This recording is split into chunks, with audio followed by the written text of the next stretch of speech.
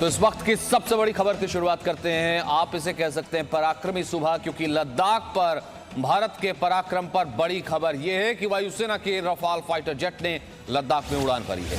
बताया जा रहा है कि रफाल ने रविवार को एलएसी के पास उड़ान भरी। उसकी गर्जन साफ सुनाई दी लद्दाख की वादियों में। वायुसेना के रफाल फाइटर जेट ने लद्दाख और उसके आसपास के क्षेत्रों में उड़ान भरी है। लद्दाख पर भारत के पराक्रम की बड़ी खबर है। और जब से रफाल इंडक्ट हुआ है, रफाल जब से को शामिल किया गया, उसके बाद हम ये कह सकते हैं ये पहली बार कॉम्बैट पेट्रोलिंग होगी, पहली बार उसने उड़ान भरी होगी। कृष्ण मोहन मिश्रा इस वक्त सीधे मौजूद हैं, हम आपको ले लिए चलते हैं। Krishna Mohan Mishra, Chinook, Apache, Globemaster, इन सब की आवाज़, इन सब की गर्जना तो हम लगातार सुनते रहे हैं वहां पर लेह में।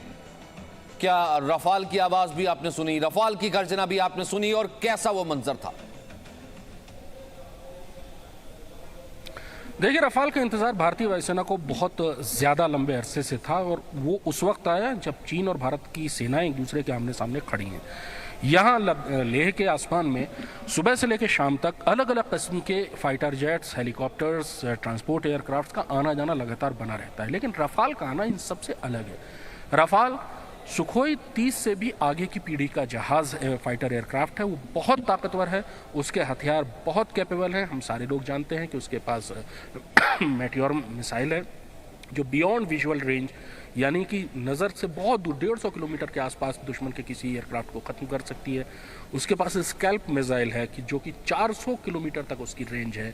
उसके पास हैमर मिसाइल है जिसकी रेंज जो इंटरमीडिएट रेंज की मिसाइल है, यानी 70 से 80 किलोमीटर तक उसकी रेंज है। इन सारे हथियारों के साथ एक इतने ताकतवर एयरक्राफ्ट का मोर्चे पर पहुंचना बहुत बड़ा असर डालता है। मनोवैज्ञानिक प्रभाव बहुत ज़्यादा पड़ता है सेनाओं पर, ट्रुप्स पर और लोगों पर।